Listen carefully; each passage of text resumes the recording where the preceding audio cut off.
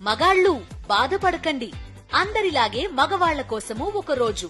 పూర్తి వివరాలకు చదవండి రేపటి సాక్షి హైదరాబాద్ ఎడిషన్.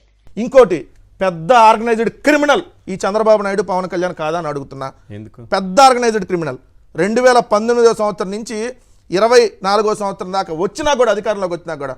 ఇది చూడండి సార్, ఒక్క నిమిషం ఒకసారి మళ్ళీ పెట్టండి, అదొకసారి క్లోజ్ తీసుకోండి. ఏంటి సార్ అది?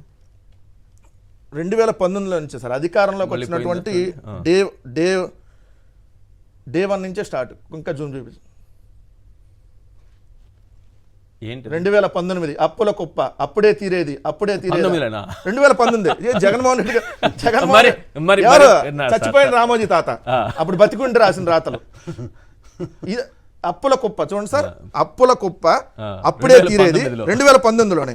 మళ్ళీ 2020లో అప్పుల కుప్ప రాష్ట్రం, అప్పులే అధికం, అప్పుల్లో మనమే ముందు, అప్పుల కోసం ఆర్డినెన్స్, అప్పుడే 68% అప్పులు చేశారు.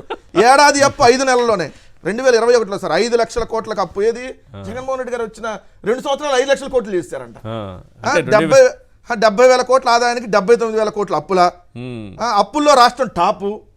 ఏది చంద్రబాబు నాయుడు గారు ఆర్గనైజ్డ్ క్రిమినల్ గా రాపించింది సార్. రాష్ట్రం వెనుజులా పరిస్థితులు, వెనుజులా అప్పుల గుప్పిట రాష్ట్రం, అప్పు పుట్టే దారేది. ఏం డిఫరెంట్ టైటిల్ సార్. అప్పుడే తెచ్చేసాం అంటే అప్పు. ఎడాపెడా అప్పులకు అడ్డుకట్ట. ఎవరు అడ్డుకట్టేస్తున్నారంట? శ్రీలంక కంటే 4 రెట్ల అప్పుల ఏపీ, మరో శ్రీలంకగా రాష్ట్రం. రాష్ట్రంలో ఇప్పటికే శ్రీలంక పరిస్థితులు. కదాపనాథ్ చంద్రబాబు వ్యాఖ్యలు. ఇది ఎప్పుడు సార్? ఇది 2022లో. అప్పులు తిప్పల్, అప్పుల మేళం. మేము శ్రీలంకతో పోల్చడం తప్ప. ఓకే.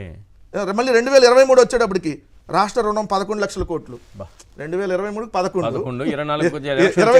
24లో రుణ కంటుడు ఏపీ అప్పు 11.28 లక్షల కోట్లు అంట. ఏది రాజ్యసభలో కూడా అబద్ధం ఆడాడు తెదాప ఎంపీ కనకమేడల. అత్యధిక అప్పులతో ఆంధ్ర బలహీనం. ముఖ్యమంత్రి జగన్ కు అప్పురత్న అవార్డు, పవన్ కళ్యాణ్ ఎద్దేవా. ఇప్పుడు కదా ఇవ్వాల్సింది. తర్వాత ఏం మన వదినం ఉంది కదా, 10.77 లక్షల కోట్ల అప్పులు రాష్ట్ర ప్రభుత్వ అప్పులు. మళ్ళీ అధికారంలోకి వచ్చినాక ఏమన్నా చంద్రబాబు నాయుడు మారాడా అంటే నిస్సిగ్గుగా మొత్తం అప్పు 14 లక్షల కోట్లు ఉన్నట్టు ఆర్థిక శాఖ అంచనా. ఆర్థిక శాఖ 14 లక్షల కోట్లు అంచనా. బడ్జెట్ పెట్టిన తర్వాత కూడా కాదు సార్, ఏడాదిలో 341 రోజులు అప్పుల్లోనే ఉన్నారంట. ఇష్టం వచ్చినట్టు ఇట్లాంటి రాతలన్నీ రాసి ఆర్గనైజ్డ్ క్రైమ్ కి పాల్పడింది మీరు కాదా? ఇదే గీతాంజలి గారి దగ్గరకు వచ్చే ముందు సార్ ఒక్క నిమిషం. ఇప్పుడు ల్యాండ్ టైటిలింగ్ యాక్ట్ మీద కూడా ఇదే అసత్య ప్రచారం చేసి ఆర్గనైజ్డ్ క్రిమినల్గా మీరు, పవన్ కళ్యాణ్, మీ ఛానల్స్ ప్రజలను తప్పుదోవ పట్టించి మీరు కాదా? ఇంకోటి సార్, స్మార్ట్ మీటర్లకు సంబంధించి మీకు చాలా వింత చెప్పారు కదా. స్మార్ట్ గా కోతలు కూసారు, స్మార్ట్ గా రాతలు రాశారు సార్. స్మార్ట్ గా రాశారు స్మార్ట్ మీటర్ల గురించి. స్మార్ట్ మీటర్లు రైతులకు ఉరితాళ్లు. అవును, ఇది జగన్మోహన్ రెడ్డి గారు ఉంటేనేమో స్మార్ట్ మీటర్లు రైతులకు ఉరితాళ్లు. ఇప్పుడు స్మార్ట్ విద్యుత్ మీటర్లు వచ్చేసాయి, పండగ చేయండి. అదే ఎల్లో తాత ఆయన బతుకున్నప్పుడు అది రాసింది, చచ్చిపోయినాక వాళ్ళ కొడుకు కిరణ్ రాసింది. ఆత్మ రాసింది అంట. స్మార్ట్ విద్యుత్ మీటర్లు వచ్చేసాయంట. వచ్చేసాయి, అద్భుతం. అసలు ఈ రాష్ట్రానికి స్మార్ట్ విద్యుత్ మీటర్ రావడం చంద్రబాబు నాయుడు తీసుకొని వచ్చాడు. మళ్ళీ ఒకసారి చూపించండి. ఆ రోజు విద్యుత్ మీటర్ల మీద, స్మార్ట్ మీటర్ల మీద ఏం మాట్లాడారు, ఇప్పుడు ఏం మాట్లాడుతున్నారు. అదే పేపర్, అదే రామోజీ, అదే ఉరితాళ్ళు, రైతులకు ఉరితాళ్ళు. దాన్నే పక్కోడు చేస్తే తప్పు, పచ్చోడు చేస్తే ఒప్పు అని అంటారు. రైతులు మెడకు ఉరితాళ్ళు వేయొద్దు. ఎవరు? చంద్రబాబు నాయుడు గారా? ఇప్పుడు ఏం వేస్తున్నారంట? ఇప్పుడు చంద్రబాబు నాయుడు స్మార్ట్ విద్యుత్ మీటర్లు తెచ్చేసాడు, వచ్చేసినాయి. పండగ చేసుకోండి మొత్తం.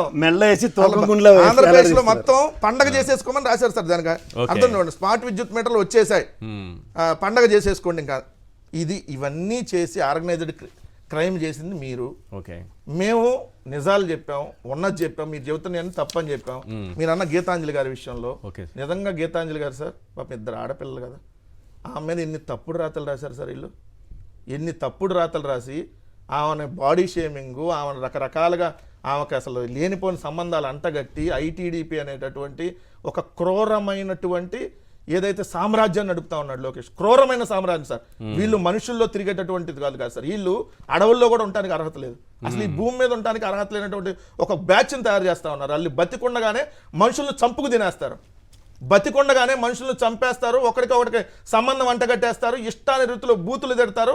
ఇవాడు చచ్చిపోవాలంతే. వీళ్ళు చెప్పి వేస్టులకి మనిషిగా బతకడానికి లేదు, మీరు చచ్చిపోండి అనేటటువంటి అంత తప్పుడు రాతలు ఆ పోస్టులు పెట్టి ఒక ఐటీడీపీ అనేటువంటి ఒక వికృత సామ్రాజ్యాన్ని తయారు చేసి గీతాంజలి బెండపూడిలో ఉన్నటువంటి చిన్నపిల్లలు ఇప్పుడుకిప్పుడు మొన్న కూడా మీరు చూసుంటారు సార్, ఎవరైతే వైఎస్ఆర్ కాంగ్రెస్ పార్టీ అధికార ప్రతినిధిగా ఉన్నటువంటి శ్యామల గారి మీద ఇష్టానురీతిగా వాళ్ళు పెడుతున్నటువంటి మెసేజ్లు, శ్యామల గారి మీద అసభ్యకరంగా అసలు మనం లైవ్లో మాట్లాడలేము, అటువంటివన్నీ చేస్తుంది వీళ్ళు కదా.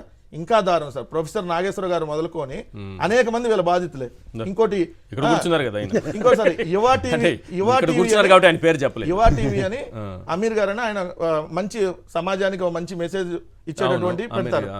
ఆయన్ని ఈ ఛానల్లో పాకిస్తాన్ ఆడు, ఇది పాకిస్తాన్ ఛానల్ అంటే ఏది వీళ్ళకి డబ్బా కొట్టకుండా ఉన్నది ఫ్యాక్ట్ అయితే ఫ్యాక్ట్, జగన్మోహన్ రెడ్డి గారు తప్పు చేసినా తప్పని చెప్పినట్టు సందర్భాలు ఉంటాయి, ఈ పాలసీ కరెక్ట్ కాదని చెప్పినట్టు సందర్భాలు కూడా ఉన్నాయి.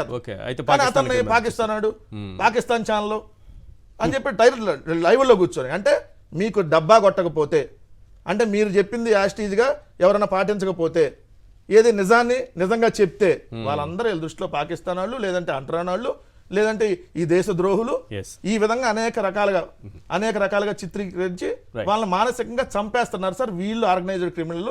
ఈ శాడిజాన్ని ఖచ్చితంగా అంతమొందించకపోతే వీళ్ళు ఇంక ఎక్కడికక్కడ దొరుకుతారు సార్, ఎక్కడికక్కడ దూరి ఇష్టాంరీతిలో ఇలానే ప్రచారం చేస్తారు. వాళ్ళు ఆర్గనైజ్డ్ గా ఉన్న దానికి ఒక చిన్న విషయం చెప్తారు సార్. 43 సంవత్సరాల తెలుగుదేశం ప్రస్థానంలో ఎన్నో మహానాళ్ళు జరిగాయి. వాళ్ళు న్యాయంగా బస్సులు అవి అద్దెకి తీసుకుని పార్టీ పరంగా ఏం చేస్తారని దగ్గర తెలుగుదేశం పార్టీ చేసింది అయితే రైటు. ఇదే వైఎస్ఆర్సీపీ కనుక సిద్ధం సభలు 4 సభలు పెడితే మొత్తం గవర్నమెంట్ ఖజానా నుంచి డబ్బులు వాడేశారంటారు. అందుకే మీరు ఇందాక అన్నారు చూడండి, బురద కడుక్కోవడం కాదు, బురద ఎందుకు వేసేవరా అని అలో లక్ష్మణ అని ఏడిపించే పరిస్థితి అసెంబ్లీ సమావేశాల్లో జగన్మోహన్ రెడ్డి గారి ప్రెజెన్స్ లేకుండా జరుగుతుంది.